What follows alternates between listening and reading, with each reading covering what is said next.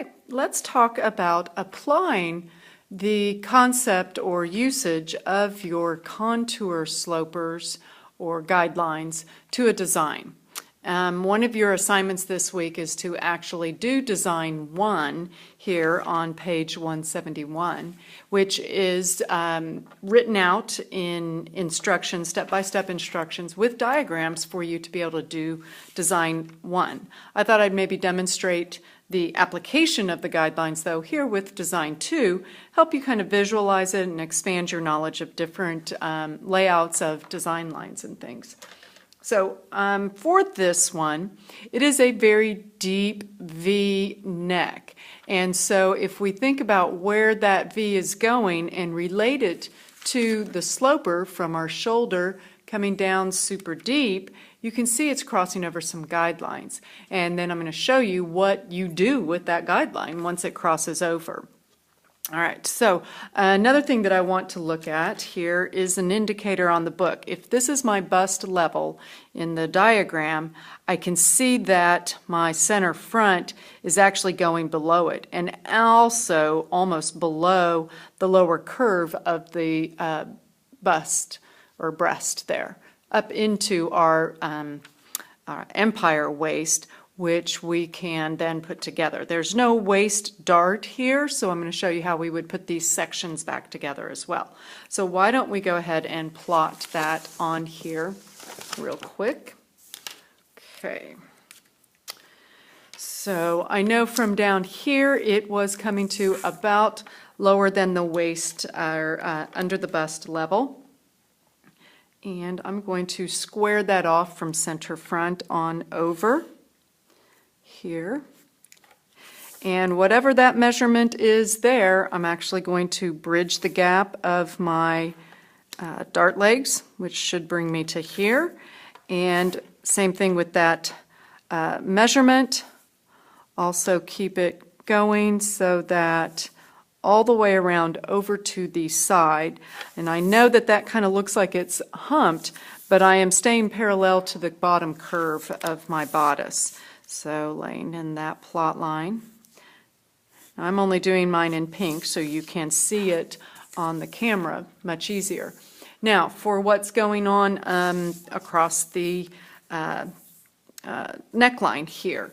And I want to look at my picture and see, well, guesstimating how far out on the shoulder it goes. Same thing from the shoulder tip in. Where is that strap happening? And I'm going to pick some spots. I'm going to make my strap, about 1.5 inches wide. So there, and I'm kind of centering it over my mid-neck. Okay, next thing here. Going to strike a line from here to there, from my shoulder down to center front, because the design they met right at center front on that midsection here. Same thing now also for my side seam. Now my side seam, or armhole, excuse me, may drop just a little bit under the arm. So let's bring that down. So I'm looking under her arm here. I'm going to bring that down about 3/4 of an inch. And then here is the mark up here and on around. Oh. There we go. Sorry about the lights. Coming on around this curve. Okay, so I've got my guidelines in there, or my style lines, the new edges I want, and they are crossing over several guidelines. So let's cut away what we don't need. We're going to get rid of this section here, making it a V-neck to the pattern.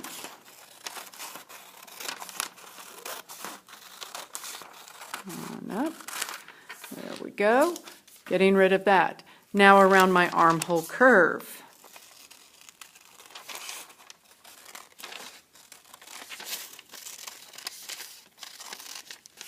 Okay, on up. There we go. Now this lines, plotted lines here, are my seam line that are underneath the center front to the midriff. Now by clipping these and on over, so these were a each side of my dart leg. I'm going to close up my dart, matching these up. Now, with those guidelines, that would be my closed dart legs, but I want that to fit real snug under the bust, so I am going to match it up at the bottom, and where these guidelines match up and overlap, that gray area that would be in between those guidelines, I'm lining up those lines here, okay? And so on. So this becomes my center front edge. I can quickly mark that with my 3 dots or a CF, and this is my front midriff. Now I'm not done yet. I still have my grain lines to put on, my seam allowance to put on to be able to cut it out of fabric and everything. Probably even kind of true up this bottom edge. I'll do that in a little bit. I want to spend more focus though on how are we going to deal with these guidelines that these lines cut over. And then in here was my dart space, okay? This space right in there is the dart space. So let's go ahead and remove it on the pattern. There we go. Okay. I'm going to slash on guideline number 1 and close up that opening gap in between that space. Now, depending on wherever my deep V or my deep scoop cross that guidelines, it may be a larger space or a narrower space, but because of where it falls on the body form relation to the pattern, that will tell me the distance of what I'm going to be overlapping those. And when I go to overlap that and close that up, come on paper, work with me. There it goes. Okay. It's actually spreading this one wider. But I'm doing this on my paper pattern. I don't wait and do it on the fabric later.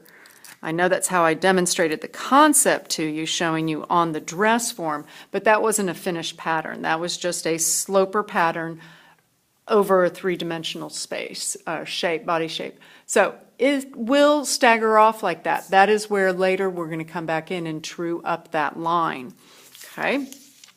Now I'm going to do my next guideline here because the armhole curve crossed over those guidelines, and that happens to be guideline number 2. Whoops. Oh, they got stuck in my scissors. There we go. Okay, so now closing this up to touch and close those spaces. Okay. Now I shaded mine in gray so that you could see it on the camera a little bit better. You don't have to, but it does make it easier to recognize that space in there until you get very comfortable with this. And then my last one here, which happens to be guideline number 3 in the lower curve of this armhole. Okay, so closing up the space between those 2 guidelines where that new armhole shape crossed over. Okay, so now we have these little edges that we're going to true up those lines before adding the seam allowance. This little space under here, when I look back at my diagram, it is a dart equivalent being utilized with gathers for my dart excess there. So we will show you that here in just a minute. Let me get that prepped and ready.